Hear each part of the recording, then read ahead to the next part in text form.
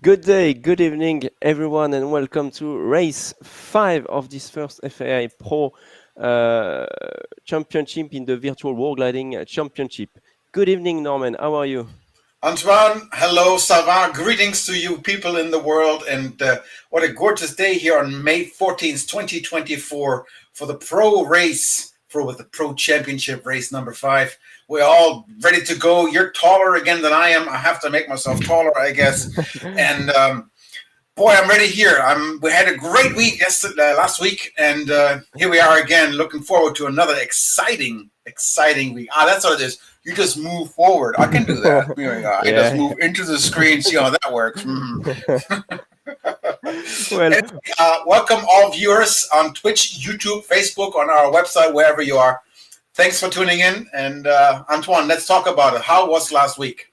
yeah, so we had a great race number 4 with awesome results with the win from Davis Chapins from the USA with 170 kph and a score of 1,000 points. Marcin May, who is the ultimate leader so far of this Pro Championship, has got 920 points with 167 kph.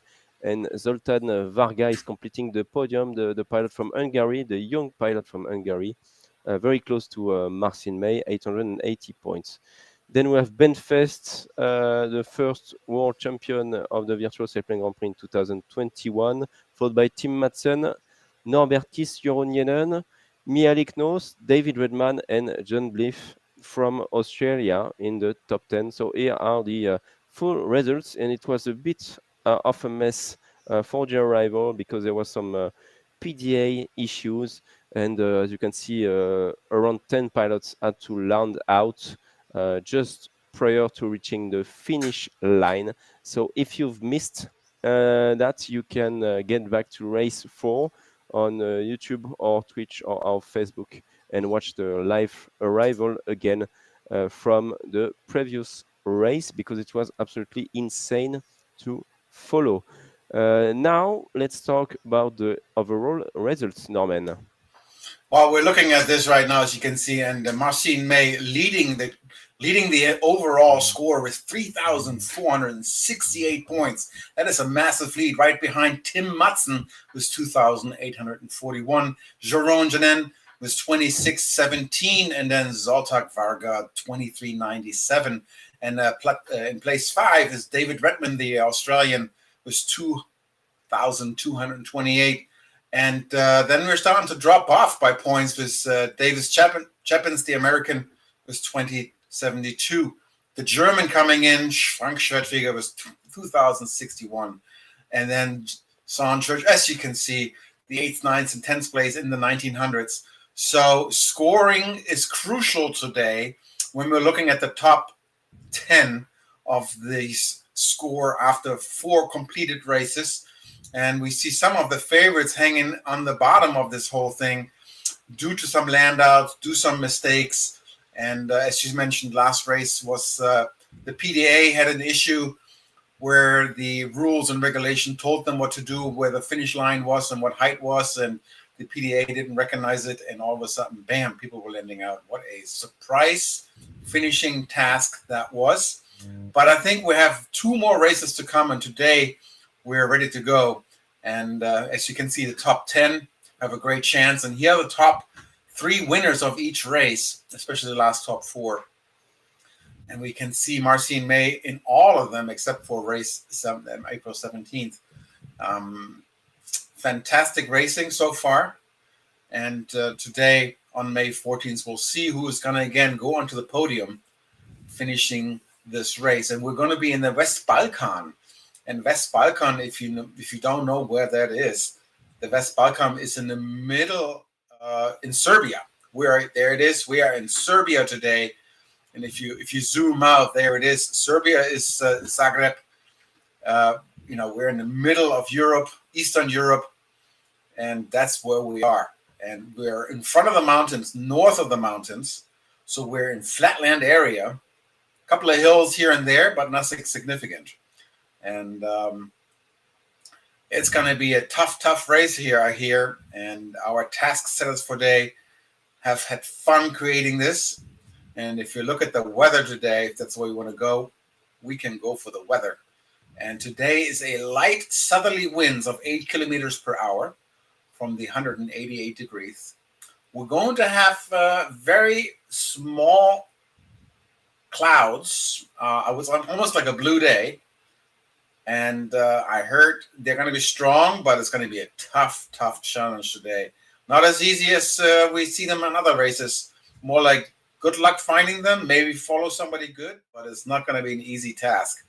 What do you say, Antoine? Yeah, it's not going to be easy at all for the pilots today competing in Serbia. So Beograd, the capital of Serbia, is north of this area for about 200 to 300 kilometers, probably.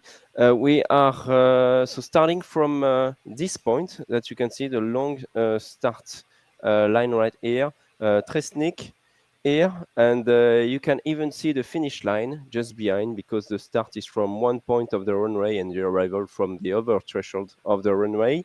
And we have the turn point 3 behind as well, Tresnik West, which is the reporting point for the arrival. So we will start from Tresnik here in the area with a maximum altitude of 1,600 meters QNH and a maximum speed of 270 kph. Then we will go to the northwest. They will have to cross some small hills, but as Norman said, it's mainly flatlands today. They will have to go to Groza Lake, so quite a big lake actually, 46 kilometers away. Then they will need to go to the turn point number 2 to the northeast. That's almost full north, I would say, probably bearing 005 from here to Markovac, which is a city close to a river. They will have to fly for 47 kilometers, and then we will come back to the reporting point, Tresnik. So for 68 kilometers and only 7 kilometers to go to the finish line. So that's in total 168 kilometers for the pilots flying in club class tonight. So they flew the 15, yeah, they flew the 15-meter class, the 18-meter class, and instead of flying the open class or two-seater class, they are going to the club class, and it's going to be mainly kind of a monotype class today because they are all flying the ASW20. Why? Because there are no handicaps for the virtual sailplane Grand Prix rules that we are using and that we will keep using for this club class race. So it means a regatta start again for the pilots, and the first one to cross the finish line is supposedly the winner of the day, at least in the preliminary results. And then we need to check all the penalties and so on. But that's what we are here for, to watch crazy finishes. So 168 kilometers, Norman. It will be difficult. I would say so. If you look at the weather right above, we have quite a bit of cirrus clouding up there, so the penetration of the sun will be tough. As you can see, the cumulus clouds are far and far between. Just a few here, a couple of puffs there. This is going to be a challenge for sure. Everybody's going to try to find one of those cues, and hopefully it's going to work for you. And it's going to be tough. And you can see the cirrus clouds kind of like giving them a little bit of a really like a shadow from the high above. And having that is always makes flying difficult. It is hard to see the clouds when you're in the glider because you're not quite sure if you're seeing cirrus clouds, are you seeing cumulus clouds, what is it? So all in all, this is going to be a challenging club glider task. Love it. Gotta say, love it. I myself fly a club bird, the Lebel. We already talked about it. And last week, I did my first ever for real 300-kilometer task in a club class. So I did my gold and my diamond goal distance, and that was a fantastic flight as well. And I'm preparing myself for my first ever competition coming up in 2 weeks in Cordele, Georgia, of all places. And Norman, we're getting ready. We're getting ready. Here. We are getting ready for the start. It will start in just a few seconds from now. 15 seconds. 15 seconds. And people 10, out there on 9, the worldwide. 8, 7, 6, 5, 4, 3, 2, 1. Go! The Go! race is on, guys. Super duper. And again, 170 kilometer speed maximum. Again, in the club ladder, that's pretty fast. And Yeah, if you go that way, that's a lot of sink right from the get go. So again, the club class is a totally different beast than flying the ultra modern JS3s and whatnots, and yeah. or 18-meter classes. This is different, guys. This is a This is 30-year-old this glider. is this is very very different indeed, Norman. You need really to focus on your glide ratio and so on to try to find the best energy lines, but you really need to focus. It's a lot of concentration to be able to perform in the club class. So I hope today we're gonna see maybe a reshuffle in the rankings with top pilots in the club class that were not able to perform well in the 15 or 18-meter class. So really looking forward to see what today's holds for us. Well, the club class is also the king class, as they say, meaning the highest because of, as you just described, all the things that you have to consider when you're flying. And this is the beginning of the race. This is going to be an hour and a half, maybe hour 45-minute flight, depends how good they are. And you have to. We cannot even say where this is going. He already found a thermal right here in the blue, it seems, or maybe not. He just lifted up, nothing there. But we're looking at Patrick Medard, and today we're all going to look at the same glider. So the if you look at the terrain of this whole area, we have hills, but there's no lift today, not with 8 knots or 8 kilometers of wind coming from the south. So we have a bit of a tailwind right now going to turn point 1. And that's all we're going to have. And then we have crosswind and headwind. So challenge. And you can see if you're already below, that's not a good thing. You want to be high. Yeah. So we look above, not far distance, Redmond right there, Benfest. The German's really strong in the thermal flying. Let's see if he's going to show his quality as a good pilot that he is in real life as well as here. And Marco Rajamakas. Isn't he Swedish? I think he is. Marco. No, And, no, he's from I think from the Netherlands, Marco. I apologize. Right here, he is right now. Last week he flew, came in the 19th, and he did pretty well in the overall. Let's see where he is in the overall. He is he's a bit on the bottom. Oh yeah, actually Marco flies as an American. What do I know? He's 35th overall, flying for the American. Well, go USA, I would say. Thank you very much. Sander Terpstra in the Beautiful looking Baleka. glider. I love that shark looking thing. That's awesome. Yeah. Nice skin on that one. I love it. Ooh, it's looking good. Thank you for the camera view that we have from the background regie. Appreciate that very much. We call it the Baleka skin. Do you know why, Norman? Why? Why? Because so Baleka, he was a YouTuber like 10 years ago, one of the first glider pilot YouTuber, and he was also a 747 pilot, and he actually had an accident while making a video, and unfortunately he passed away from that. But he was really remembered because of his videos and because of his glider skin, because he really had this skin on his ASW20. So that's why it keeps in, is still in people's memories, I would say. And it's awesome that we still have it in Condor, and I'm sure we'll keep it in Condor for the many, many years that will come. He was a super great guy, and a lot of people knew him in the community, obviously. Here we go. We have these attempts of turning, but nobody's turning yet. And I don't think we see anywhere in the whole fleet, nobody has turned yet. If you go a little bit to the right, my friend, Ryan Wood here, there is a cloud right over there, over that yellow line.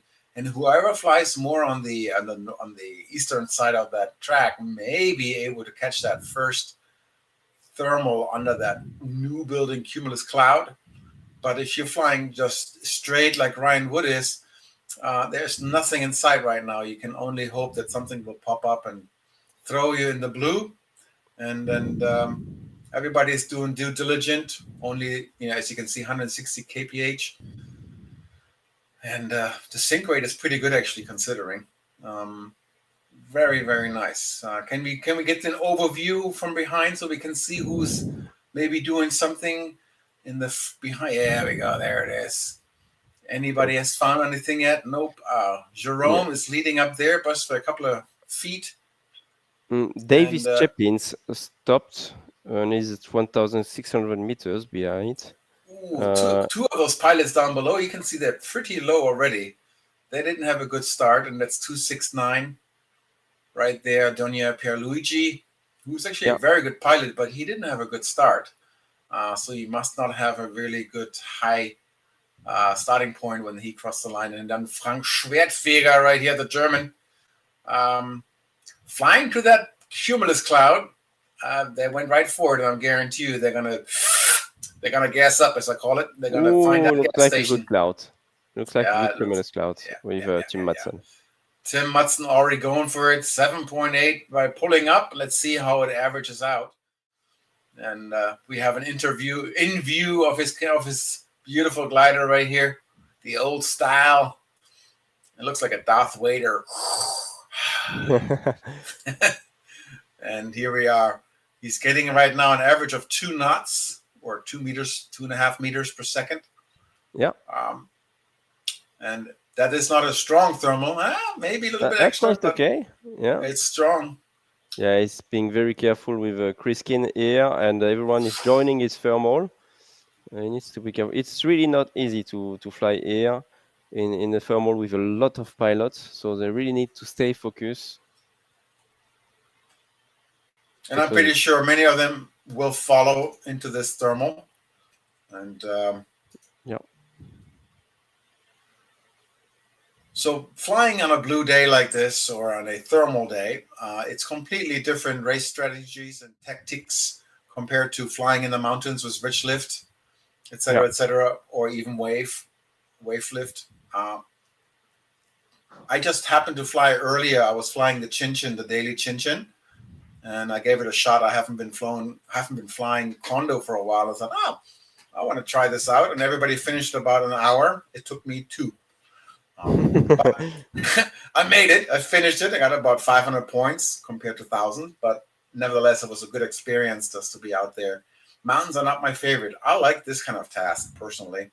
I am the flatlander, so this would be my kind of flying in Condor. And as you said earlier, it's really focusing, especially on centering the thermals.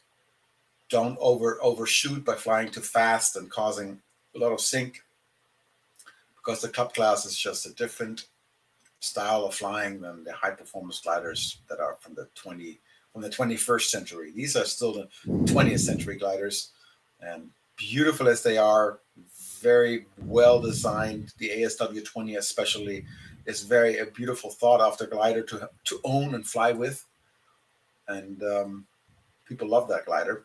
It has a really good characteristics. And here we are seeing the pros doing it. There's somebody right up here. Who is this? Churchill, of course. He always seems to be coming from behind. And, or no, this is someone else. This is MCO. And MCO took a thermal earlier and is much higher than everyone else right now. And he seems to be doing a really good job of getting some good lift. Nobody else grabbed that thermal. So interesting to see. Must be strong. I cannot see the average right now on that glider. But maybe Jean-David could tell us what he's doing. Churchill is going 2.9, but Sean, the other one, the MCO, very strong. Can check the 2D view quickly.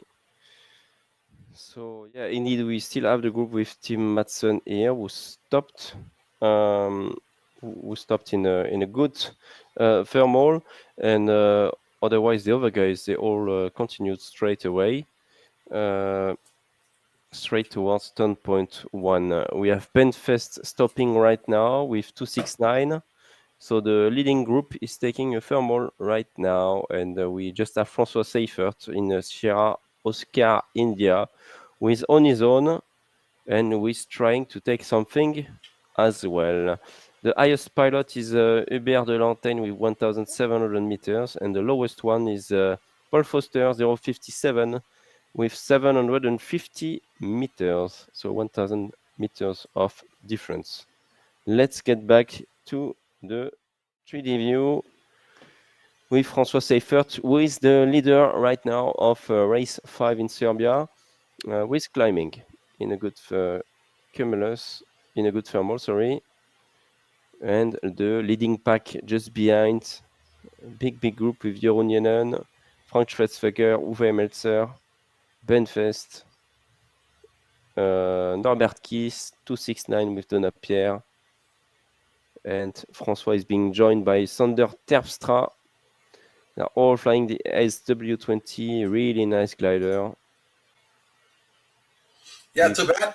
Is there a reason why we do not have a handicap on this race?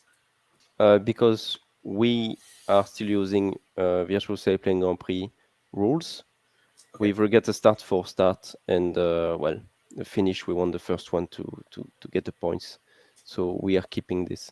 But we wanted initially actually to just have the regatta start with classic FAI rules with the handicaps. We wouldn't have the results straight away, but we wanted to do that. But once you've launched in the scoring system the entire contest and the overall ranking with the Virtual Sailplane Grand Prix rules, you cannot change the rules of the entire contest. I mean, you cannot change them for 2 races, let's say, and add them together again. Well, at least the option is not available yet in Condor Club to do that. So, but that's what we wanted to do initially. So that's why we only have ASW20, because that's the strongest glider in club class. The one who will perform the best probably tonight and today and tomorrow. So it's kind of a monotype class, but that's very good as well to be able then to compare the skills of the pilots, because if they all have the same gliders, it's quite easy to see who is the best one for the day.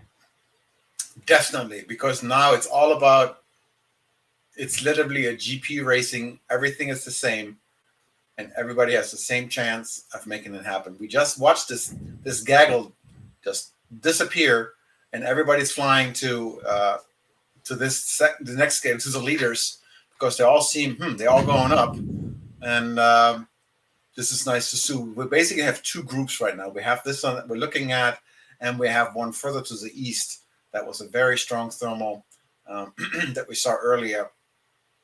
I think Churchill was in there and others. But here we're seeing Uwe is probably going to turn in and just do a couple of more turns, because this turns to be fun and fly. Nice. Looks beautiful way of getting into that thermal. Man, it's a tough gaggle. But we can see who's leading here. Very nice on top. And boy, there's a big gaggle over there. You see DC1, that's the American on the other side. These are the 2 groups. And we'll find out how this is playing out, the strategies. And there's no cumulus cloud above them. It's a blue thermal. So it's a nice find. And beautiful to see this gaggle of flyers. And God, risky but beautiful. So beautiful.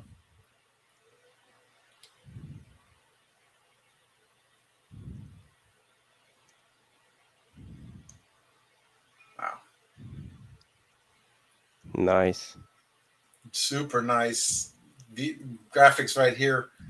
Really nice to see how everybody is just hanging in there. It sure looks like a flock of birds doing the gaggle thing. And fantastic. Oof. Nice. Really nice view with all the guys. Some close in like this. I love it. Really love it. Really good images, and you can really see what it's like to be in the thermal with those guys. Thank you. So that's what happens when you fly in competitions. You really have close-up situations like this in a thermal, and the way it works is that you need to trust the guy who is behind you, and you need to focus on the guy in front of you, and everyone is basically trusting each other to keep nice and safe distances, so that everyone can climb safely in the thermal. Can we take a look at the second gaggle or in the 2V view? What is their height as of right now? Would love to see. 1,900 meters, or probably around 2,100 meters, I would say. Let me Okay, so check. 1900 meters right there, and the other ones are still thermaling at about 15, 2,000. 1600. Yeah, they are 2,000 So, meters max. Yeah. so it looks like they're slightly higher. Yeah, they are Um, higher. So they had a really good thermal than Norman with Tim Madsen. Really good one with yeah, 2.5 meter per second. it's amazing to see. Um, you don't know until now, kind of like now they're flying over the other gaggle, and we thought they were really strong and high, and yet here Tim Mutzen's thinking, huh, I'm going to take some, I'm going to suck up a little bit more of that goodness. Yeah. And now we can see some serious distance. You can see him right here. Somebody's turning, and others, yeah, they're all turning. They're all taking more height on this one. So now we see about a difference of about 200-300 meters. And there's the cloud building, just barely visible. And MDD Patrick Medard is like, I'm flying my own race. He is at 1,800 meters, and he was the one who found that thermal early in the beginning. I said, and he is doing really good. He's 1,800 meters. And he is screaming towards turn point 1. So he is having a nice lead there because the people in the back don't have more than 900 meters right now. And he is already screaming towards turn point 1. Very nice. He found the first thermal and he took it. It must have been a strong one because he's leading right now very well. Because everyone else is in that gaggle right now. And whoever's leading there on top is the leader as we speak. And you can see that cumulus cloud building. That is quite well done by Patrick right now. I'll give him kudos for that. He found that little thermal all by himself, flew it all by himself. They are 2,000 meters right now, scraping the top of the thermal cloud base. And off they go. I'm surprised they're still in it. I always heard that the top band at some point or another, you just leave it because it's not lifting you up as well. And Tim Mutzen's the first to leave with 2,000 meters in the tank and speeding up. And let's see where he goes. Nice, Tim. So you all know Tim Madsen. Probably if you're following us for a few months already, or for a few races. He's the type of pilot who is trying to fly as high as possible every time, always trying to make his own choices, and he's been able to make remarkable performances over the last few races thanks to his skills. A really, really good pilot that loves this kind of weather, I think. Yeah, and Miko is in third right now. Yeah. And Miko all over is in ninth place. The Finnish pilot, and very strong pilot in ninth. He has a good scoring points, which is a total of 1955.86. So he has definitely a chance to get onto the podium. Ooh, he found something. Chris Keane, Charlie Kilo. And Charlie Kilo is a little behind on his scoring, I would say. Where are you, Charlie? Oh, he is 34th. And Marcin May, he seems to be right now somewhere in the 5th or 6th or 7th position. And he is the top of our leader right now with 3,467.59 points. I mean, that is a very, very good chance of being on the top of the ladder board and possibly winning this entire competition to be be one of our finalists in Germany, Karlsruhe, in November. So here you see the leader of the board after 4 races, and we are at race 5 in Serbia. Yeah, exactly. And talking about Karlsruhe, we've had news from the World Games. The World Games are like the Olympic Games, but for non-Olympic sports. So let's say gliding is included in that, and I don't think we've ever announced that somewhere, but maybe I did it during one of the live last year. We actually bid it to have virtual gliding as a sport uh, in 2025 for the World Games in Chengdu in China. The bid was not successful, but it was 1 year and a half ago, unfortunately. But in 2029, the World Games are going to be in Karlsruhe, and we will be in Karlsruhe this year. So we have 5 years to make virtual gliding grow and show to the organizers that we are able to display a really, really good show with all of you, the pilots, and with the viewers, and what we and the work we are doing actually, and maybe in the future we will have virtual gliding and maybe one day gliding as an official discipline, official sport at the World Games. So hopefully in 5 years from now, you will be competing for really, really good medals and for some prize money, I would say. So let's keep our finger crossed. But that's kind of main goal for us now to be able to grow that much so that we can get into those spots because you need to bid, and only a certain number of sports are then accepted, and they are looking for esports as well, same as in the Olympic Games. So we may have a chance because look at this. Honestly, it's absolutely amazing to follow the race like this, and there are a lot of things to show. And I think it can be really a springboard if we can go to the World Games in Karlsruhe. Unfortunately, as I said, not in China next year. I think it was maybe a bit too early. Only the beginning of the project when we started to bid with the FAI for China, but hopefully in Germany in 4 years, 5 years.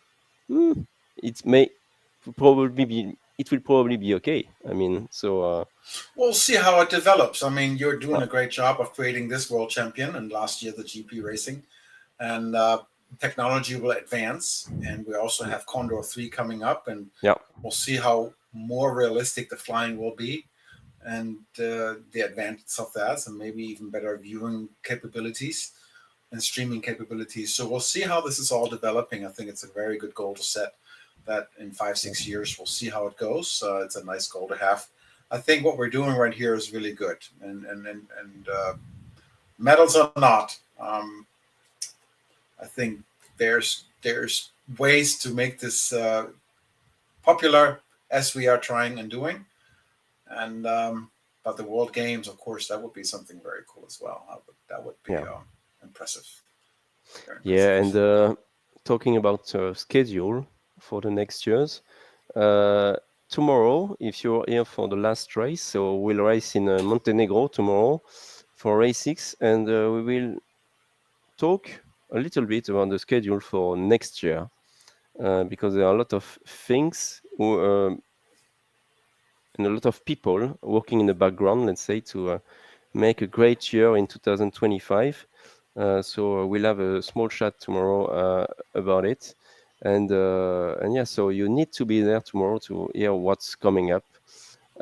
Obviously, those are the final 2 races of the Pro Championship. Then we'll have a big gap of a few months before the World Final in Karlsruhe, but maybe a few races in the middle if Condor 3 comes out in the coming weeks, and that's it. And then we will have winter time again, and we'll be able to have a great schedule for next year. Let's get So back to here the we are, race, Antoine. German. We're going back to the Yeah, race. We're coming to turn point one, and we have about 6 7 pilots right here that are very close with each other. They have this similar height, and Tim Madsen is leading on this one. But he, yeah, again, this is nothing in it. Really nice to see how well they all fly. Hubert de Lantagenet, Hubert, Hubert. I have to say Hubert. it. Pour vous Hubert servir. de Lantagenet. Here we go, the French guy. I have to put my, have to get my French out. Okay, but it's nice to see how they are really tight together. And one little mistake down there, we see Redmond coming in, David Redmond, the Australian, and one little mistake, you're behind. You know, one little doing well, you're in front. And some pilots just disappeared. I hope that was So, not. do you see that's a big lake? So it looks like we are approaching turn point 1, right? Absolutely, that's what you said. And the turn point 1 is called Gruza Lake. And then, what are we going to do? We're going to Markovac, which is 47.1 kilometers away from this great turn point. And Tim Madsen from Denmark is reaching turn point 1 first tonight in the lead of race 5 in Serbia, followed by Chris Keane in Charlie Kilo, Marcin May, the leader of this Pro Championship, Mikko Nurminen just next to him in Mike X-Ray, and Richard Badam in Romeo Papa Bravo. The top 10 is really getting closer and closer to the lake in the south of Serbia. Well done, team, for this. Actually, is it first not leg. in the middle? I mean, like, I think this race is in the middle of, middle of all. Between middle and south of Serbia, indeed. All right. So he made a right turn. We're going to turn point 2 now, Yeah. and he's at 1,560 meters. Let's see where the other ones are when they fly through. If you don't mind, Jean-David, our regie in the background, can we see what heights they're coming in? The other pilots, it would be great to see what their heights are while they're flying through. David Redman at 1,650. Oh, and Patrick Medard, I'm sorry, coming in. Really nice height. So they're all coming through basically with a similar height through this turn point 1. And since Tim is leading this race, he is the leader for sure. And not much height difference for people flying through turn point 1, except time now. So time makes a difference. Wow. There is not much. And we come see DC1, the American David Chapman. He is coming as well. He's 1, 2, 3, 4, 5, 6, 7, 8, 9, and 10s coming around. And we have all the one you can see right here. Tim Madsen seems to be turning. He may have found a thermal, or was that just an indicator not turning to the right? He may have seen a thermal cumulus cloud to the right. He's definitely making a sharp right turn and thinking, I got to go straight. Nope, I got to go right. Some people are following. I wonder what he's seeing that other people don't see.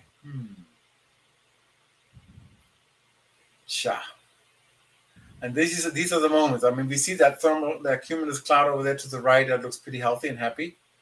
And he might just say, I'm going for it. There is a new one building or disappearing. I'm not quite sure. If you look straight under May, you see that little fuzz going on. Is that in one building or disappearing? Difficult to say. He will have to go there and try it out for us.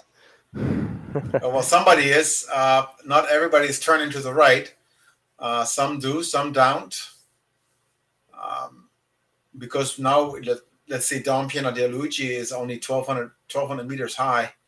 He is low compared to everyone else. But we have about 4 pilots choosing to go to that beautiful cloud to the right. And if you look, there's a new one building straight ahead, slightly off to the right. There's a new cloud building, and that might be a better choice. Oh, is this look at apart? That, man. Look at that.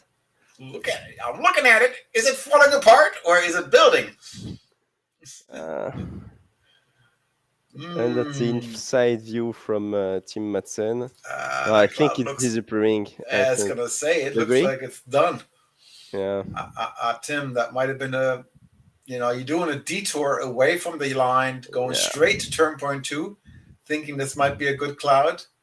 Trying it out. Huh? You never know. Maybe you're gonna get something surprising, but we'll see. We'll see how this plays out. Yeah. If So not, there's one straight ahead. Another one for him straight ahead. But he is flying away from the turn point. That is the problem. So he definitely found the thermal right here. there's It's something at not least. strong. Yeah. No, It's that's not a two. the only one here. He's trying. Okay, 3 meters per second. Maybe not that bad. But as it sure looked like it's going to fall apart, and that's if that's the case. Yeah. It lasts maybe 2-3 minutes, and then it's going to go bye bye. Yeah. What does it say? Yeah. Giving out, impossible to Yeah. fly. Yeah. Who I, was I've that? I've had message from Donna Pierluigi in 269, and he told me that he doesn't have any VR headset and he's kind of flying blindless, like with only one eye and so on, and it's very difficult looking at his monitor and without any sound. Like he has technical issues, but that happens. He's setting up too late every time. Donapierre knows that he's not getting ready on time, and then he's having trouble. So we really know him. That's his kind of style. And then Well, and that's the preparation. I yeah, mean, like if you're trying to fly a you need to competition, prepare. especially the World Championship, you might want to consider taking a half an hour time prior to the race to sit down, make sure your computer and your everything is working, your joystick and everything is hunky dory, rather than just turning on the computer and it's like, oh, Microsoft update, what's that? So, oops, Yeah, not a good exactly. idea. Right. So here we are. We see Ben Fest turning left like everyone else with Uwe Melzer and Co. It seems to be a strong thermal, possibly a strong thermal, 2.8, 2.6, 2.1. Okay, looks decent. Is a big gaggle. And other people decided to fly onwards. As you can see, there's a new cumulus cloud where the front group is going. This thermal seems to be averaging in between 2.5 and 3 meters. This is a good one. Uwe decides to fly on, not strong enough. Tim Madsen over there, onto the right, he is still in that thermal that he chose. And maybe it looks like it's building, actually. That cumulus cloud became bigger. So, very nice. Love the way you're keeping them other guys in the view and having Ben Fest, the German, the reigning world champion here. Beautiful flying. 1,600 meters. So just going to continue in this thermal. And I wonder, everyone else is going forward to the other thermal. Might be stronger. Maybe they're communicating through another channel that we don't know. That's possible. And because Ben Fest is the only one left in that thermal, everyone else disappeared. Yeah. He has Patrick Medard, who was in the leading pack. And he is doing good. This is a 3-knotter, between 2.5 and 3, so not much different than what Ben had. But they are ahead. They are way ahead. And again, this kind of flying and this kind of commentating for this race it's a different excitement. The excitement will come when we come towards the end of the race. As per usual, we're doing a long distance here. We're doing a marathon, and always see how it plays out towards the end. I love the camera views that we're getting. I love nice, it. Timothée. Thank you. Really nice view. I mean, look at that. That is world class right there. Thank you, Condor and Timothy. I can look at this all day long. It's just so awesome. Yeah, I'm like, oh, we're stunned by the view. Right. We see Tim Madsen in the back. He really stuck with that cloud, and it became a big cloud. So this wasn't falling apart. It actually became nice and fat. and he looks like he has a good height right now. He's probably about 1,800 feet, and everyone else is joining Patrick Medard in this thermal. Mm. The chat has been pretty quiet. Are you seeing or hearing anything on YouTube or on No, Facebook? I am I'm on here. YouTube, and I don't have a lot of things. So I actually wanted to say hello again to everyone watching, and please ask your questions. We are here to answer questions. Yep. If you don't know gliding, or if you have questions how to join the community or whatever, please ask any question. Yeah, we're here to answer them, and we always love your participation. Like, hit the bell button, subscribe, all that jazz. It does help us a lot to make this virtual gliding more popular in the world. And that's why we're here for the next 2 hours talking to you and sharing. But there is this beautiful gaggle. You can see the shape of this thermal, how it kind of like weaves around it. And the top 5 of them are just the leaders of the race for sure right now.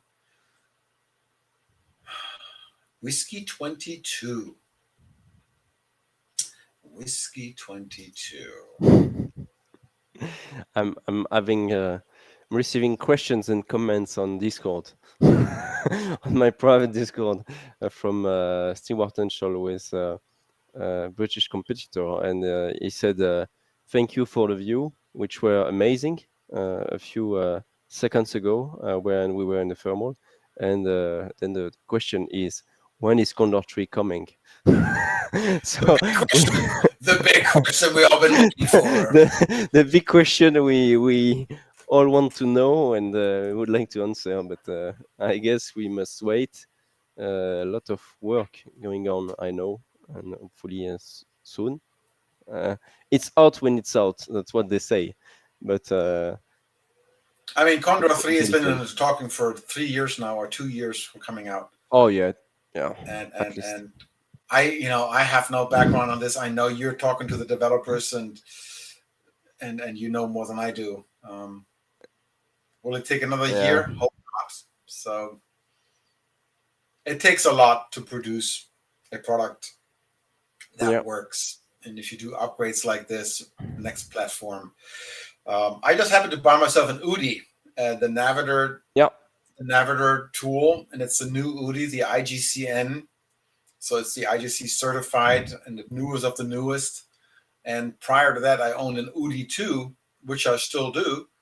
And I was like, yes, I'm getting myself the best of the best. And what happens, actually, I realized once I was working with the new UDI, some of the features that were commonly used and known and very helpful in the UDI 2 do not exist yet in the newest IGCN. And I was very, very surprised and confused. So there are new tools out there, like Condor 3 will come out, and they want to make sure that it is equally and better than Condor 2. Otherwise, why bring out a new tool? So I'm pretty sure there's some beta testing going on by now. And the UDI that I'm working with, I'm a beta tester for them as well, because they need it. They need it because it takes time and effort to create a program that's getting better and better.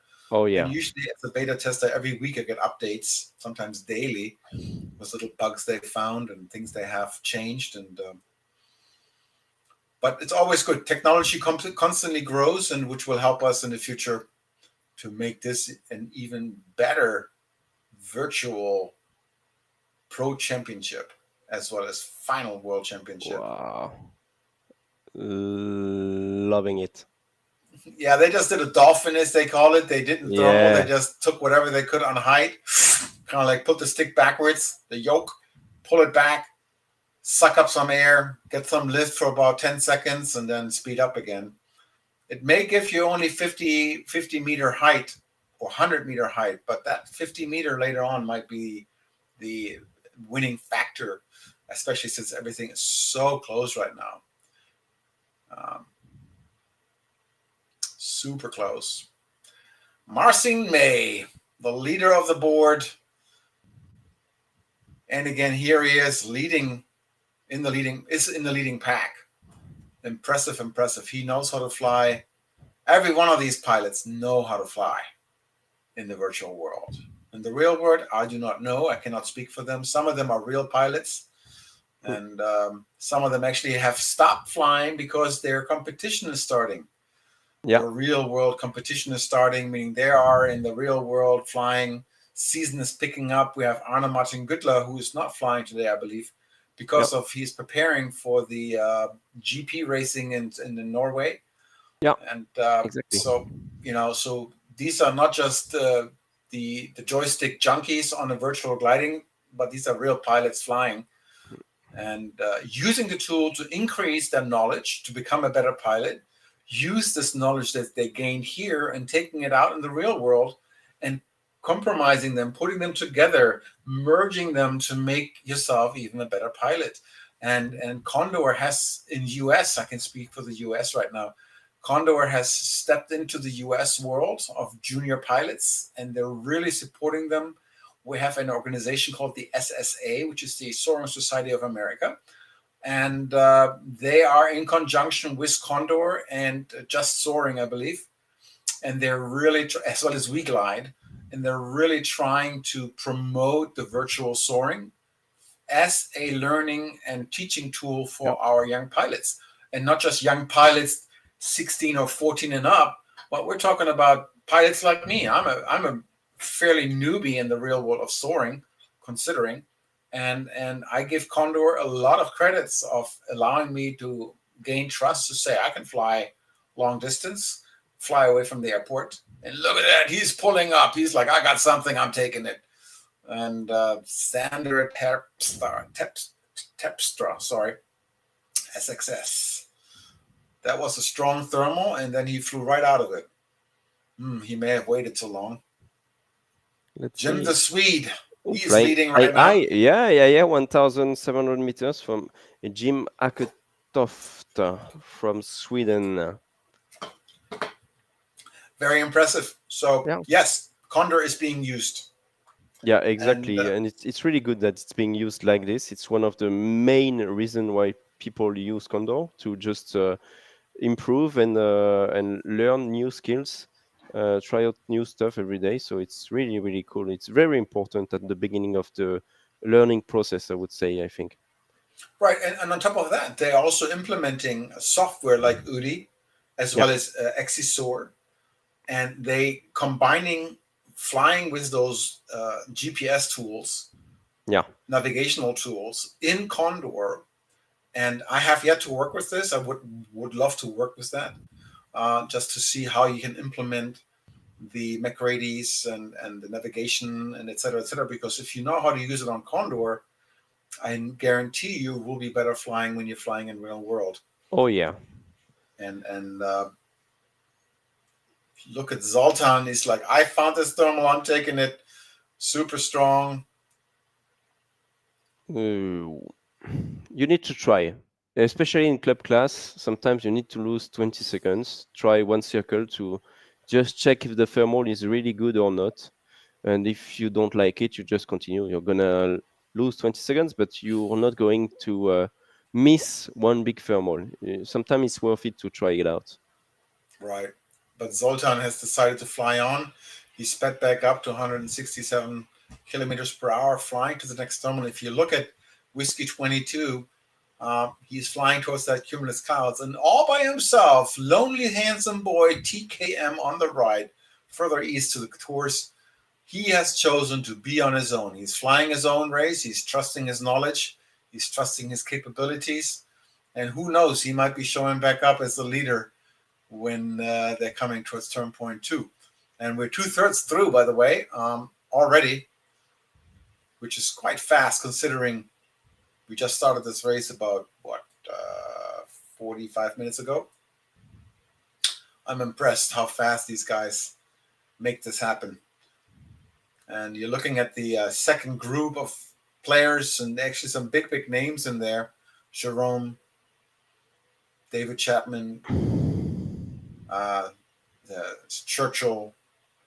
We have HG1, sorry. I'm still having to learn all these names. And as a Ryan Wood, the Canadians, right Yeah. there. Um, they are all in there. Malaya Knots, which is KMI. They're all very strong pilots, yet they are in the second group right now. So they're definitely behind. And Sean Churchill, as you remember, race number 2, I believe it was, or 1 or 2, Right.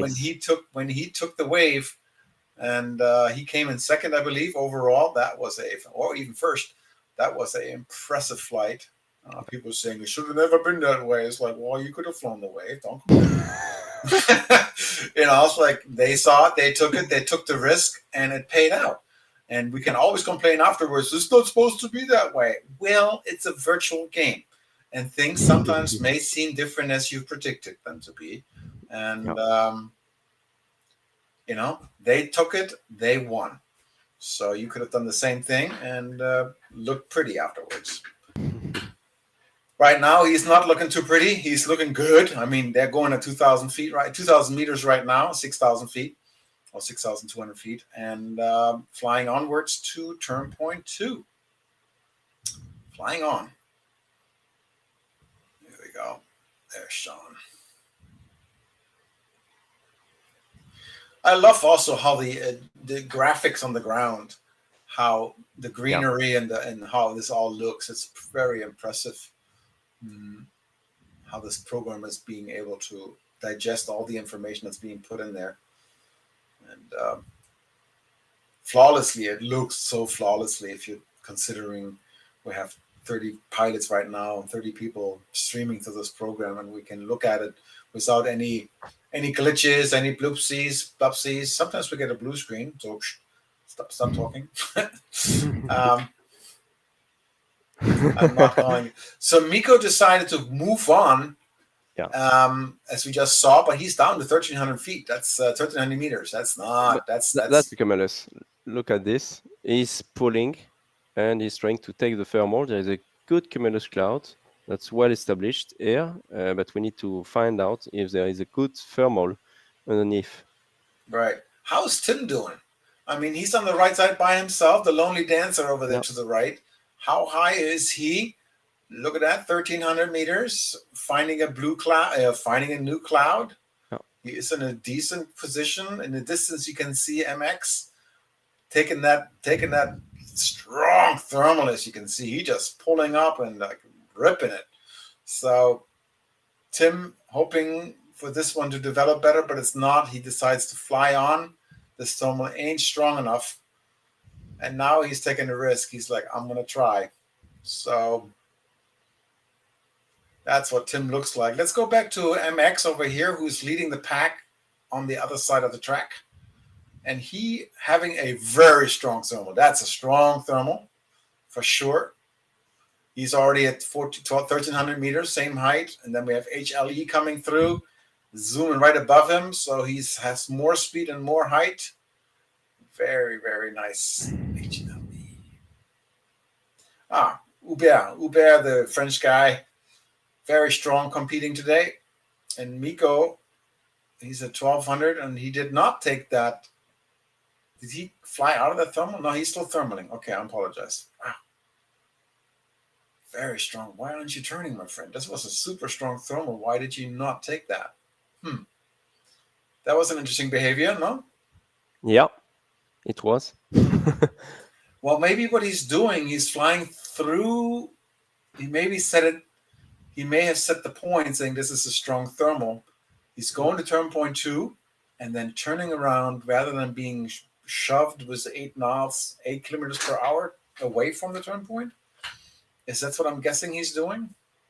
But the turn point goes into another direction. So the triangle, well, maybe that's another thermal he's finding. Wow. And he's not taking that one either.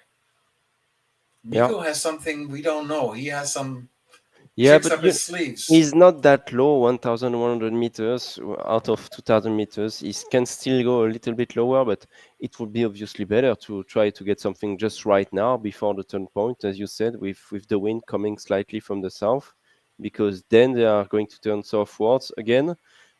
67 kilometers approximately to go to the turn point 3, 67.9 kilometers to be very precise.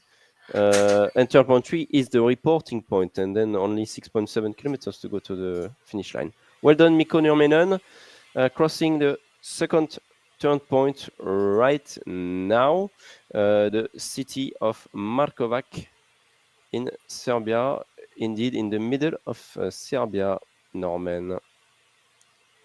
Yeah, I pulled it up on the Google Maps. Yeah, on the 2D view, And you're man, absolutely right. yeah, I You're mean, right like I in the just run middle. Google Maps myself, and Yeah, it is in the middle of Serbia. I mean, there's nothing yeah, around it. yeah, Big yeah, towns are far away. Kosovo is in the south. Montenegro is to the west. Sofia is to the southeast. So it is in the boonies, as we call it in America. It's in the boonies, somewhere where you pick some lavender, maybe. Um, Here we can see interesting choice by Tim Mutson flying all the way over to the right, away from turn point 2. And finally, I think he may have found something now. He's going up at 1300. And ouch, that is a huge detour. And considering that MX, who is low right now, 1,000 meters, yeah. but he has flown already past that turn point. And so he's definitely in the lead. By distance, not by height. Yeah. Kriskin, 1,157 meters. Marcin May, 1,200 almost. Yeah. I love what They are not Mr. really high, but there is a nice pack with Ben Fest right there. Ben is at 1,600 meters almost and climbing. So very interesting. Yeah, I think it's really close in between the pilots right now, and I really believe we're gonna have a close finish for the top 10. A really, really close right. finish. Well, let's ask our viewers, guys. I want to hear something. I Yeah, see Mr. Scorpio says, I think of MX course. is not qualified yet, so it would be nice to see him on the podium. Agreed. If you can make it, if you look at the overall score, MX is where is he at here? MX? Oh, he's in ninth. Yes, Miko, I mentioned him earlier. He's in ninth place. He still has a chance to win this and go onto the podium. So Mr. Scorpio on Twitch is absolutely right. But I would like you all to chime in right now and let us know, what do you think? Where are we going with this? Who's going to win this race? Who's going to make it happen? Who's going to be the top 3? Come on, guys. Give me some update. I would like some input, please. I mean, we can yak all day and put you to sleep, or Yeah, you can talk to us and we'll make it a little espresso like, huh? I want to hear Julien Lieta. I want to hear Stuart Henshaw and the people following us right now in the chat to see who's your favorite pilots for the day, for the daily win, at least, even though they are all very close to each other, or who you are following tonight, if you are from the family of one of the pilots, for example. So this is a very nice, strong thermal. As we can see, Jeroen Yenen, he is going up very strongly. The French people think the French will win. Okay, that's a good one. We could put. How do you do that? I want to do that. How can you get these? How can you get these? That's pretty cool. Yeah. I want to figure this out now. So you got me going. Nice. I love it. I love the view like this.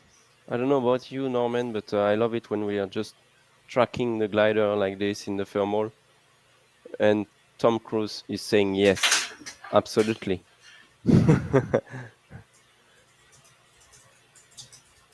I love the Nice. view that we're able to produce in the spectator mode, and for you being able to share it with you guys. I mean, Lovely. Who is going to win is the question that I put just up on on Twitch. Wind Whisperer, right? My name is Norman, but my gamer tag is Wind Whisperer. And they're like, Wind Whisperer? Isn't that a sailor in GP sailing? It's like, well, he stole my Yeah. name. I have owned Wind Whisperer for much, much longer. Anyway, it doesn't matter. I used to be a sailor. Now I'm a pilot, and we do deal with wind and weather here in the Condor world as well as in the real world of soaring. Wind and weather and clouds and heat and indexes and dew points and whatever you call it, all that what makes flying without an engine so awesome. And you learn so much about the world of air, of aeronautics. There's so much to learn, and you get so in touch with this world through this sport of soaring. And the average altitude, how much rising air is there. Gosh, guys, lovely. So Nice who's view. winning? What do you think? I mean, we don't want to put any commenter curse on this thing, but Uwe Melzer looking pretty strong here at 1460. I wonder what the final glide will be. So the minimum, exactly, we didn't talk about that. The minimum safe arrival altitude for the finish line is 190 meters, 190 meters. That's roughly 30 meters above ground level at the threshold of the runway in Trstenik. So that's quite good. Right. And we are right now, we have flown 100 kilometers roundabout. Yeah. And the entire task is, 170, no, sorry, not 100, it is 168 kilometers. So we're 68 kilometers from the finish line. Mm-hmm. Now we have to do a quick math. How much height do we need, guys? Let's ask them. Well, we can look at Tim Butson's cockpit view. He usually has something kicking there. Hold on, I'll come back. I will try to find something. Maybe I will be able to show you if I find it. Okay. Wait I'll a see second. you. Au revoir. Okay, I'm on my own, guys. I really want your help here. Antoine is going to be right back. He is getting something. I think he's doing a calculation to find out what the final glide will be. And we're still looking at this group of people. DC-1 again is back there. Benfest that we're flying with right now. We have the Victor Zulu 6 on the left side. They're all in a really good, strong position right now to be able to ZBY, Zulu, Bravo, Yankee, Zubcek, Kotz, very strong Polish pilot in a good 1,200 meter. He needs a little extra height, but he has some good distance right now. And we can see the guys coming from above, roughly 7,000 feet. Sven Oliver, I appreciate that information. So we still have to get some, we have to still go up there a little bit more. Super nice. Thank you for that update. Good calculation.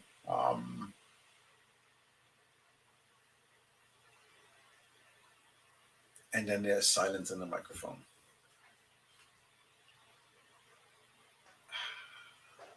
Joronen at 1,567 meters right now. Definitely a little bit higher, a bit more oomph in the tank. Very nice. And it seems like there's a thermal in there. Nope, not. It's just a little bump in the air. DC-1, there we go. Davis Chapman and everyone else behind it decided to take that little bump as well. Seems like SCX.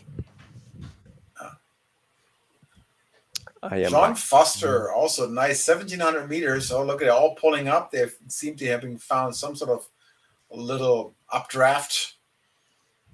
And Antoine, you just missed it, but we have Sven Oliver saying it's about 7,000 meters that they need to finish. 7,000 feet, he said. 7,000 feet. Okay. Right. So it's about, we're right now at 3,000. We have about 1,500, 1,800, 4,800 feet. So another good thermal or two, and they should be on final glide. Nice. Nice. I wanted to show you my stuff, but I didn't find it. I wanted to show you a map and how to calculate with the map your glide ratio or the glide ratio that you need to complete the task with a table and some markers every centimeter or whatever. With okay, you need 500 meters if you have 2 or 3 centimeters, and I have as well like tables in it with like. 10, 15, 20, 25 glide ratio, 30, 40, whatever. And it's really convenient when you are flying competitions, especially in club class. What you should do is probably aiming for a glide ratio of 25 for the last 10 kilometers, at least to make sure that you will make it to the finish line, because you are much more you don't have enough wing loading, let's say, and you are much more Ooh, look at this gaggle. sensible to the. Whoa! He crashed into him. I think so. Oh, you saw a wing. I didn't see that. So yeah, John Foster is gonna get. That is not cool, John Foster. I have to say, you saw him. You flew right into him. That he was in the gaggle already. Yeah, with Uwe Meltzer. Sorry for you, Uwe. Oh yeah. That's not fun at all. And he really quickly realized what happened, John. Let's get back to the thermal behind with the guy. So you see, that's the big issue. That's the. So what happens? Hold on, Antoine.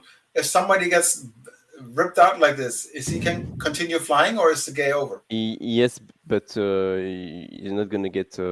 I think I'm not sure he's gonna get points. I'm gonna check again, because what we did is that I think initially we planned to only give penalties because they can repair in flight. What I want to see is that if Uwe is still in flight or not. So he's flying. Yeah, he's below. So he probably repaired in flight, but we will have the information later. If he just dived down, or but what Timothy is telling us is that probably there was a collision, and that he has been able to recover because we have the option on. And if you do that, you're supposedly having penalties. But we'll check that John gets the penalties if that's the case, and not Uwe Meltzer, because we've seen it just right in front of us. Yeah, Uwe was definitely in the thermal, and John just happened to not fly his right fault through at all. him without paying attention to it. That was just definitely a Yeah. pilot error by John Foster. And good thing is we have the option of. Good thing in the virtual gliding that we have the option of repair the glider in the air. Yeah. You know, in the real world, you hopefully have a no collision, number one, and or a parachute. And in the US, you have to fly with a parachute during competition. How is it in Europe? Do you have to fly with competition? You have to fly with parachute? You have to fly with a parachute almost everywhere in Europe. I think apart from a few countries, like in the Netherlands, where it's not mandatory to fly with a parachute. Even if you come from the Netherlands and you fly in France, you're not forced to fly with a parachute in France, because your aircraft is registered in the Netherlands, so you are under the rules of Netherlands, let's say. So yeah, but I would say 90 to 95% of the pilots flying in Europe are flying with parachutes, for sure. Yeah. Right. Actually, here in the US, we don't fly with parachutes. Okay. Most of them are not, unless you're flying competition. You have to wear a parachute, and it has to be, you know, every 6 months it has to be certified. So you have to bring it to a person that packs these things and put the stamp on and says, yes, it's certified. Exactly. Who has to open it again and to fold it once again properly. Yeah. Right. So, and here we are. Everybody's leaving the gaggle. Everybody's speeding up. Uwe, you can see, is still in the gaggle. So good thing he's continued flying. And Yeah, a little bit more than 60 kilometers to reach the finish line right now. So it's And it not that looks like bad. another strong thermal right here, another dip, Yeah, another zip. Taking a bit of espresso, I would call it, a bit of an espresso coming up. Here you go, pull up, zippity zip, dip, dip. Yeah, do it twice actually, because you can see the other guys pulling up again. So there seems to be more than one thermal in here. Yeah, nice. So we see in the distance, far distance, we see Whiskey 22 and John Foster. Jim the Swede. He is 1,000 meters. He is 117 kilometers distance flown. So he's about 10K ahead of the yeah, group. And he's now hopefully found a gas station. Yes, he has 3.8, 3.5. This seems to be a strong thermal, and that's what he needs right now to be able to stay up front. Tank up, hot air, and there's John Foster coming. Watch out! John Foster coming in. every time you're gonna say that. And Stewart told me a few minutes ago when we talked about who are you supporting tonight and so on. He said, "I'm not supporting anyone. Basically, I'm just here for Norman." So Yeah, see that. appreciate it. But these two right here, John Foster is actually slightly above him, I would say, about 50 to 100 feet. Yeah. And so he is leading, but Jim the Swede has already centered this thermal, Yeah, so he nice has a one. better chance. Yeah, he's doing good. I mean, it's a decent thermal. Yeah. So he might keep his lead. And John Foster is right above him. He likes it tight, man. And so it is. But he's going to get penalty points. He doesn't know it yet, unless he's listening to our stream. He's going to get, 200 points for a recoup? For a relight or for a fixing up? I think it's 200 penalty points, no? No, I need to check again. I don't have it in my mind, but I can tell you in just a second. Yeah, I downloaded them again.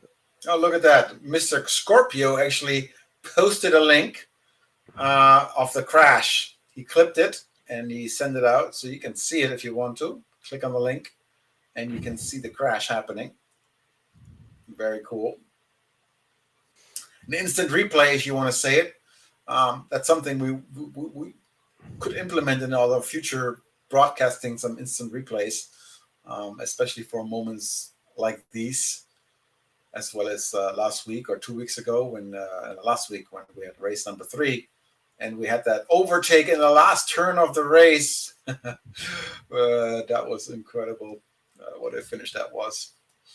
Anyway, so here's the crowd coming from behind.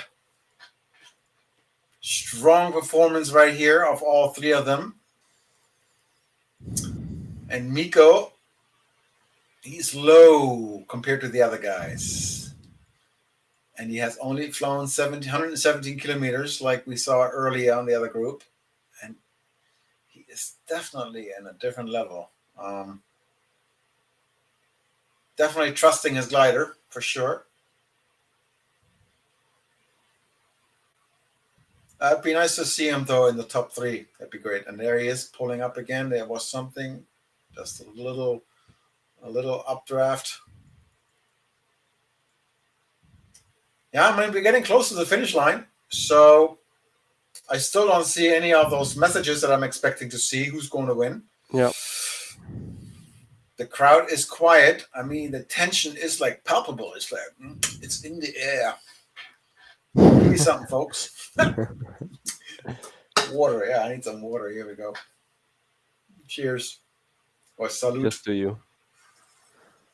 So basically the penalty is no penalty if the recovering in midair is activated. And I think that was something we talked about with the pilots a year ago because we first implemented penalties. That's why I was checking, because I wasn't sure what was the current setup in the rules, because we have had a few changes in that. First, I think it was a few minutes, like 5 minutes or something like this, and then the pilots complained because they said, well, basically, if it's not my fault and I was in a media collision, then I'm gonna have to repair. And that's what we've seen. Like John was responsible and he didn't had to repair his glider, but Uwe, who was in the thermal properly, it's not his fault, and he had to repair the glider. So what the scoring system would do is that he would uh, give penalties to Uwe and not to John, because Uwe repaired his glider. And they said, okay, yeah, it's unfair, first of all. And secondly, they said, basically, which is true as well, well, if it's not my fault and I get 5 minutes of penalty, then the race is basically over for me, because our races are so condensated in 130 minutes that if you arrive 5 minutes after the first one or the top 10, you don't get any points, or you get much less points. And you already had kind of a penalty by losing a lot of altitude from your collision. So I think that's why we changed that back to no penalty if the option is activated, which is not always the case. I think in the world final, it's not always the case. So here we go. We see Hubert again, once again, trying to come up. He is actually pretty good at 2,000 meters. He is behind. So this group right here that we're watching is behind, of course, the group that we're seeing up front. And but they're having a nice height. You can see the cloud is just building. So they got a really strong thermal. It seems like the average of the thermal is somewhere between 1.5 to 3.5. That's as strong as the thermal you get today, which that's not a nice like something. one. Yeah, but he's on top. At least he's at 2,100 meters, so that's quite good for the pilots now. They only need maybe one cumulus, and they can reach the finish line. So that's not that bad.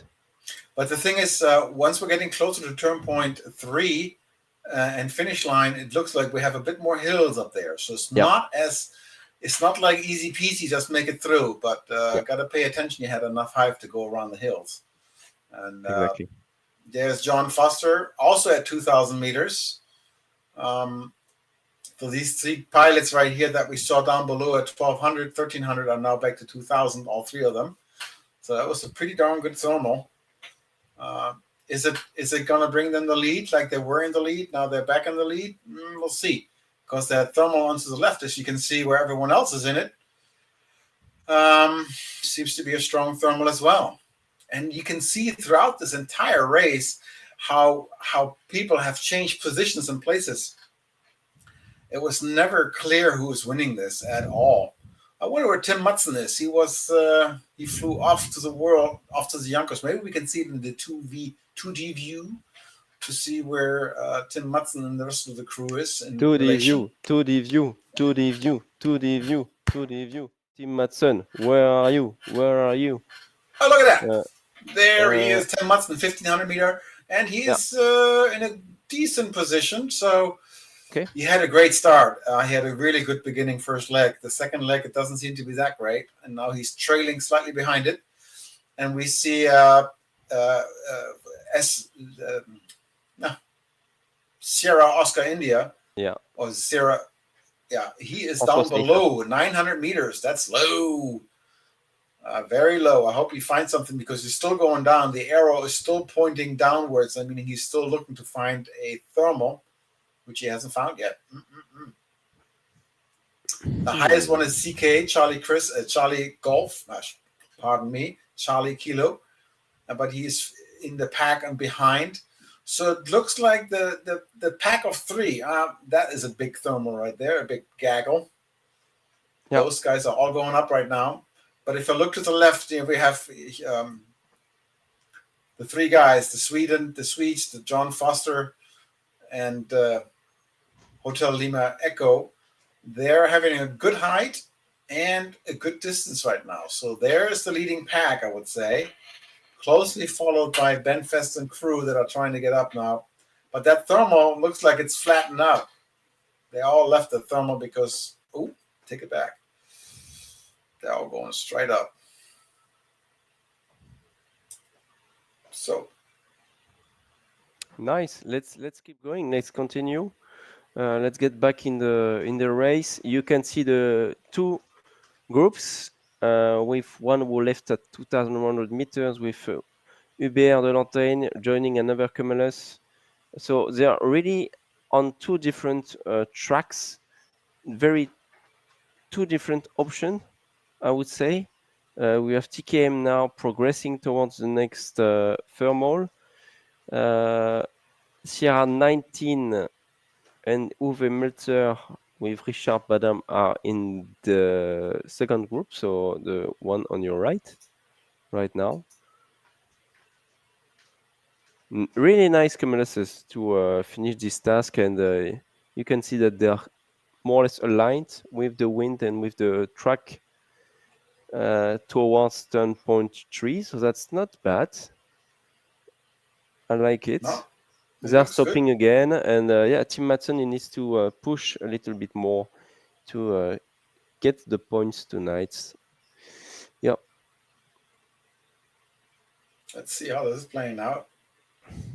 But the three guys up there, including David Chapman, who's coming in right now under that cumulus clouds, they're going to gas up one more time before they're possibly going for the final glide. We're close to that point. Final glide. Final glide. Here we go. How do you guys do that? So cool.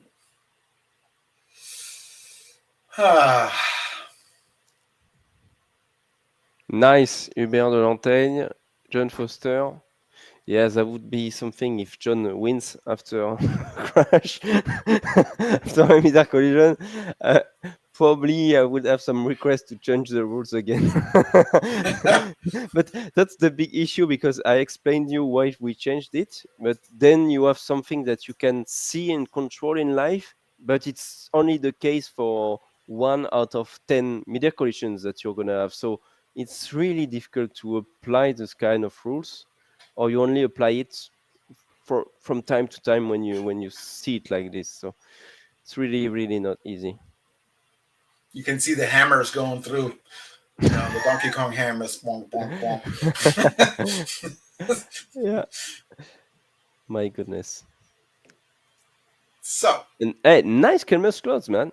Nice Cumulus clouds. It was not like this an hour ago. Like they are well formed, well better shaped. weather towards the end of the afternoon. Always the Yeah. same thing. It seems like when they start earlier, yeah, probably the podium for John Foster, huh? We'll See. find out. Then we find out. I don't think so. I think it might be. Well, maybe it is. You know. Say that, and he will finish first. No comment at this point. I mean, we're looking at the top 4 or 5 pilots right now. We know that Sierra Oscar India is a little low. He still has to recuperate from that. That's Francois Seifert. We have to watch him to come up again because it's a bit too low. No final glide there yet. Jim the Swede. Personally, I would love to see him coming in and coming through. Yeah, That would be great. It would be great to see him coming onto the podium today. he's a good pilot. He's Davis a good pilot. as well. He's overall in 30th spot right now. Only has 740 points. He only raced 2 races so far. This is race number 3 for him. That's why he's behind. But he's shown to have DC1. I mean, Davis Chapman, I like him as well. He's right now number 6 in the overall. And he has a good score of 2,071 points. And if he would come in on the podium, that would be another 1,900, 800 points. That would be bringing him up and giving him a chance to be up there. I mean, this guy really pushing the U.S. soaring chat on Discord. He created that group, and he's really pushing teaching and educating all the pilots in the US Soaring Discord group. And Mr. Scorpio, love the information you got there. Yes, Whiskey 22 is high. We know. I mean, Yeah, he looks Jim. like he will be smoking. John Foster is high as well. So Can we have a look behind with Benfest and maybe at the back of the group where Benfest was? So the guys from the thermal behind. So we can clearly see the two groups. Great. So I see Uwe Meltzer, thank you. Jeroen Jenen, Norbert Kiss. Those are really, really good pilots here. Felix Neuberger in 93. Wow. So they are yeah, closer, they are on track, closer to 10.3 compared to the others. But I think on the right they have probably the lead with Whiskey 22 and Hotel Lima Echo. Yeah, that's going to be very close. I'm really looking forward to the finish. I believe a very close finish with those pilots flying the same glider tonight, the ASW20. Nice. Yeah, definitely a tough one. I would agree with Mr. Scorpio. Complicated. We can't tell. As soon as we get closer to turn point 3, which is very, very close. I mean, again, we have only 30 miles left. 30 kilometers, 33 kilometers to the finish line. And Hubert has 1,242 meters. This is going to be a close. You might have to scrape over the mountains to make that happen. John Foster, on the other hand, he looks like he's really high. Ooh, he might have final glide. He might have final glide because Tim Madsen down there below and Seifert, they are not that great. HG1 also low.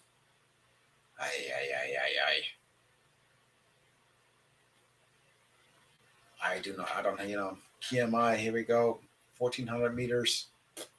Good distance. He's only 32 kilometers from the finish line. He has a good height. He might be leading this race right now. Coming from behind. KMI. Tom Johnson, also a strong pilot. 1,400 meters. Also 32 kilometers behind the finish line. So that's a view from behind. Huh? That's a view from behind with kind of all the field here. You can see Hubert, Paul Foster, Whiskey 22, Norbert Kiss on the right, Uwe Meltzer. You can see most of the field in front of you. Yeah, I think they're all on final glide right now. Yeah, not very far from it, I believe, indeed. Maybe we can have the... Is it a holy cow? What is a holy cow? Shall we have the inside view from Norbert Kiss or Tim Madsen just to have a look at their PDA to see if they are indeed on final glide with a Mach Tim 20? needs height. No, he needs air. Yeah, Tim is a bit too low. He will need to escape in front. And that's going to be really tight for Tim Madsen. Whoa. He's looking already kind of nervous. That's not ideal at all. I mean, he can fly straight through the way this looks. He might get over that bridge. No. Yeah, but he doesn't have enough energy, I think. Yeah, but there's a cloud right there. There's a new one building. You can see a new one building right there in front of the cumulus. I hope he's going to have it. And you can see he's still flying good speed. That's a tough one, guy. Ooh, yeah. He's in the middle of the pack. Yeah. So tough. I'm not sure he will be able to pass this one. Yeah, you've said it, Norman, a few minutes ago, maybe 20 minutes ago. Yeah, look straight ahead towards 10.3. You can see a lot of hills, and it might be a problem for the pilots. And it is indeed a problem for the pilots that are lower in this group. So not easy. The ground comes closer to you faster than you can say, ow. So he has to go through this, and he has to pull up, and he has to find lift. This is going to be toughy, my friend. And if you don't get it right, you'll land out. You'll crash. Yeah, he's flying really slowly. trying to take extra care. Yeah, well, there is since the wind's coming from the south, there Yeah, might yeah, be at certain spots he gets a little bit of updraft. yeah. Jeez, Tim, That's short. that's gonna be. Really difficult. See ya. We've left him. Why? Why? What's happening? Okay, Oh, let's look see. at that! Yeah, Look at his speed, look at the 85 speed. kilometers. He's Yeah, really slowing down. yeah. He's trying to scrape over this, hoping he's gonna Yeah, get. he has full flaps to get over this. Not easy. And Davis Chapin's 170 kph. Same for Jim. And they are probably in final glide indeed because they are only 7 kilometers. Well, 6.7 kilometers to be very precise to go to the finish line after Here we go. 10.3. So Ryan that's Wood, quite cool. also the Canadians, seems to have found his thing. Sven Oliver says Yeah, Charlie November is on glide, on final glide. I think they're all on final glide except for yeah, yeah, Tim Musson. He yeah. looks like he's going to land out. We left him right before the crash. Sorry, Tim. And you know, those hills will help them a little bit, even though they are only 8 kilometers per hour from the south. Jim the Sweet is also May low. help them. Wow, wow, wow. Nice flight, Ryan. Really nice flight. Right. Impressive.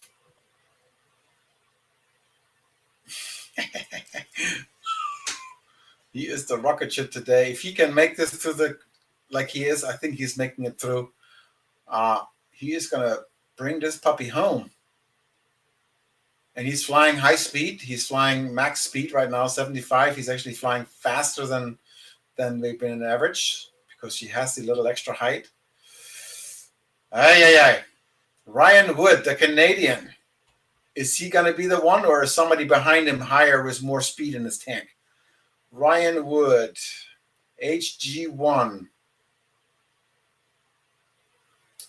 Tim the Sweet right there, HG1. Ryan Wood is in 25th overall. He has raced 4 races and only scored so far 955 points. HG1 is coming now from the point where he has a little bit of less Always sink. Vianney. Always Vianney. Nice So we view have, from here. yeah, Nice that's the way to see it. And you I see think the Tim wall. Musson is still flying. Am I seeing this right? Yeah. No, he's. And I see the wall field actually accelerating towards the turn point 3 here. So right, really good speed. And yeah, Ryan Wood in a really good position here.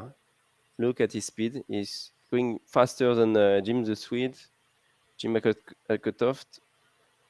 John Foster coming with 200k, 192k per hour. That is just. Whew. He's coming screeching from behind with the speed. Oh. Now you can say it, guys, in the comments. Who is going to win tonight? You can bet now. It's the last moment to bet. I take the bets. 3, 2, 1. Rien ne va plus. $10. $10 on the left. Rien ne va plus, my folks. This is too late now. You had all the moments. He has more height the way this looks. He comes with more speed. Again, are we seeing a finishing turn lead change like we did 2 races ago? It sure looks like John Foster, the hammer, from behind, taking Uwe Melzer out by early. Oh, yeah, he has definitely more height, more energy. Yeah. And you know what's funny as well? He wanted to join that thermal, and actually he's at the collision, and he left the thermal. So he didn't even take it. So he took another one behind, which was much better. So that's kind of a chance that he's at. So they are turning right now the reporting points towards the finish line. Here we see the top Serbia. 3 just turned at turn point 3 on final glide for the finish line. And it seems like John Foster really hammering, putting the stick forward as fast as he can do. Is he having enough energy to pass those 2 guys in front of him? Or is HG1 and or Tim the Swede, who is it going to be, guys? This is going to be a nail biter to the finish. From behind, DC1, Uwe, all of them coming as well. But no, Yeah. no, no, no, no. Aubert de Lantaigne as well. Look Okay. at this speed. He's coming now. He's speeding Balance. up. Thank you. He has more energy. Zoom in, please. Zoom in, please, for top 3. I want to see if... Here we go. That's it. Oh, this is going to be... He's flying max speed right now with this little ASW 20. Is he going to smoke him right in front of the finish line? I think so, because it's minimum altitude 190 meters, and they will need to slow down. They are already at 190, I believe. So Ryan with the Canadian is leading right now, really close to the finishing line, very close by John Foster. He can hardly fly faster because otherwise he rips his wings off, the VNE as they call it. But he's coming to pass the Swede. Yeah.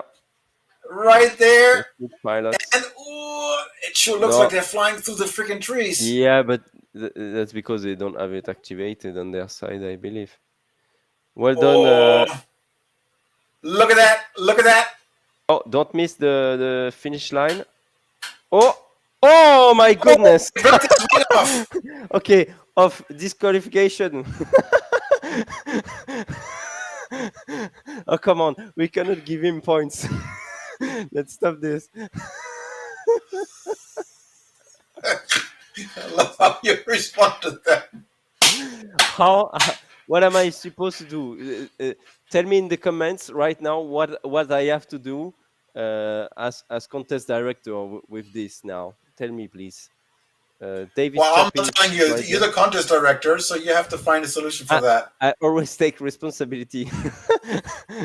And when you are only 30 meters above ground level and you have the runway in front of you, just land straight away in the club class. Don't do a low pass, guys. Just like Uwe Melzer right now. Minimum height. Remember, they had to get the minimum height.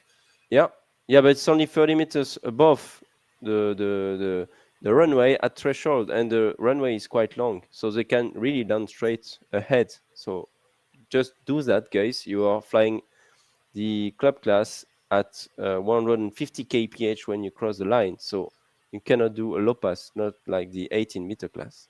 Well done, Felix. So we have 1, 2, 3, 4, 5, 6, 7. So 8th place for Felix Neuberger, depending on what we do with Mr. Foster. Well, John Foster, first he rips off Uwe Melzer's wing, and then he rips his own wing off at the finish line. I've never seen that. That is, oh my God, kind of a moment. And we have Norbert Kiss coming in here. What a incredible finish for all of us to watch. I'm speechless almost. Antoine can hardly hold his belly. He has to like laugh it off. And Zipcheck coming in. Zoltan is coming in. I mean, you can see everything happens within 1 minute. And everybody comes into the finish line. Very impressive racing from all of them. Antoine still has to find a solution for the scoring for John Foster, who came in. You need to vote. Vote in the comments, please. Yeah, somebody says this is not gliding, this is a crash game. Yeah. Yes. We do agree. Right. This is a bit of a DQ. Disqualification. Yeah.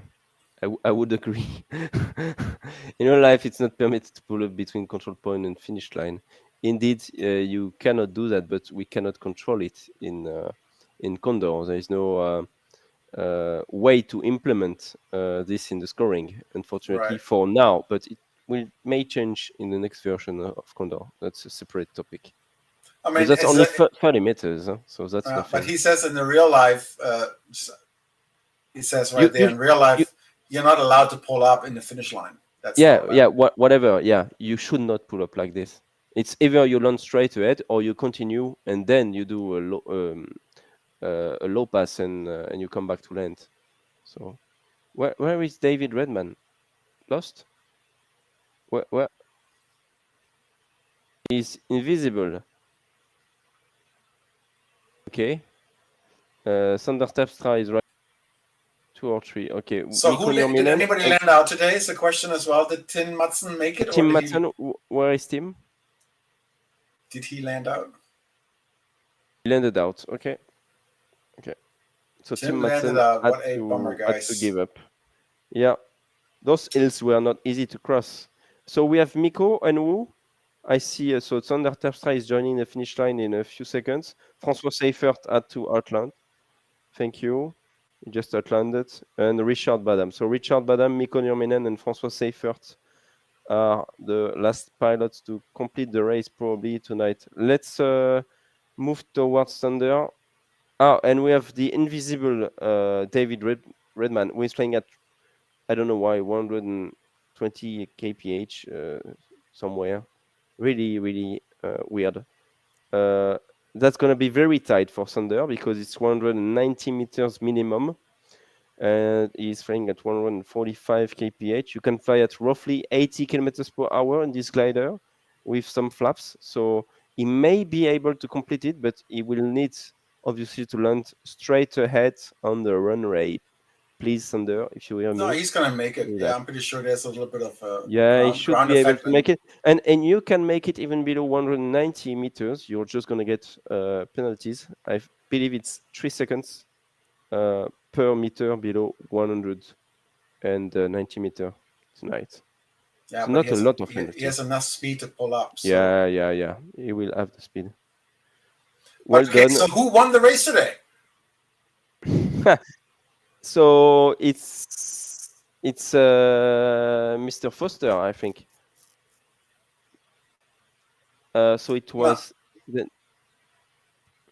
Ryan Wood, the Canadian. Oh won yeah. today. Sorry, Ryan Wood. sorry. Indeed, it is Ryan Wood. And the gear down. Where's the gear, Sander? Just come back on Sander, please. What is he doing? No gear. Thank you. No gear, and instead of landing straight ahead, come on, guys. Please make an effort. There we go. Thank you for the gear. Thank you for listening to the announcers and the chief of control. Gear up. Thank you very much. And I see disappears. So David Redman apparently finished the task, but he's invisible. We don't know why. He's right there, apparently. Let's go to the next one. I think it's Mikko Nurminen. Thank you. The last one then, because and where is Richard Badam? Yeah, Richard is there. Okay, so we still have 2 pilots indeed, and Richard needs to go to turn point 3. To turn point 3. He's having bad variometers here, big downdrafts with the wind and the hills here. So, but anyway, for Ryan Wood, I mean the Canadian who is in the overall, he is. He's in 25th. He gets 1,000 points, so he goes up to 2,000 or 1995. Nice. That bumps him up quite a bit. We also had. What are we gonna do? You have to make a choice about our crash dummy today. Yeah. And we had in third. We had no. Boy, am I off today? Jim McAtoft, Whiskey 22. Whiskey and 22. You were saying during the race, well, I hope he's going to make it on the podium. And that's what he did, actually. So that's quite cool. Right. We missed the entire part of 5th, 6th, and 7th. Where did Marcin May land? So now we have to wait for the scoring to be submitted, which usually happens quite fast. And if you don't know, you can go to condorclub.com and you look at the competition of the FAI virtual gliding. And there you can see the task of today as well as the scoring for the multiplayers. Mm-hmm. And there you will see who scored what and where and how many points and how many penalty points. And what a great race. Once again, fantastic job. And Antoine, tomorrow, same time, same place, race number 6. Yes. Exactly. More to come. So if you have nothing else to do, guys, but to watch us yak about the wonderful gliding and soaring in the Balkan, that's your chance tomorrow. Same time. Yeah. same time and almost same location. We're going just next to Serbia in Montenegro.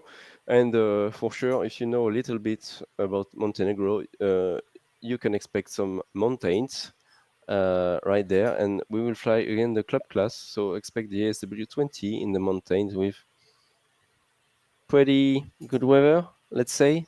A little bit better than today. So join us tomorrow. Thank you for joining us tonight. And we'll talk as well about the schedule for Well, 2025 tomorrow. right. Yeah. So we can go actually into the race results as we speak right now, if you want to. And we have Ryan Woodson first with 1,000 points, John Foster with 900 points, question mark. And we have Tim the Sweet, Whiskey 22 with 850 points. We have Davis Chapman, DC1 with 800 points. Uwe Melzer in fifths with 750 points. We have Hubert Hubert De Lantaigne. Yeah, Hubert we have with 700 points. We have Jerome Jennen with 650 points. Ben Fest, the German, with 600 points. Frank Schwertweger, the other German, with 550 points. Also Felix Neuburger, another German, in 10th spot with 500 points. These are the top 10 right now that came in and already have posted their race. So we can see that very well. And then we have in 11th, Miley Knaus. We have Chris Keane in 12th. Marcin May, the leader of the board, came in 13th today with 350 points. That's going to put a dent on his lead, which is good. He was leading so strong, so that's going to put a bit of a dent in it. We have also the Polish Zulu Bravo Yankee with 300 points. We have Zoltan Varga with 15th with 250 points. We have Tom Johnston coming in 16th, the Canadians with 200 points. Patrick Medard, the French guy, with 150 points in 17th. John Churchill, S19 in 18th, 100 points. 19th is Marco Reimakers, the American, with 50 points, and everything else is 0 points, coming in 20th and onward. Perfect. Well, waiting for John Foster, but I see his score. We'll decide that tonight or tomorrow, but probably a disqualification and more points for the others, obviously, after what we have seen. So thank you so much for joining us today for race 5 of the Pro Championship. Thank you, Norman. And while we're watching Richard Badham behind crossing the finish line, we wish you a very good day, and we see you tomorrow. Thank you, and goodbye, guys. Salut, au revoir, tschüss, goodbye. Ciao. Ciao. Thank you.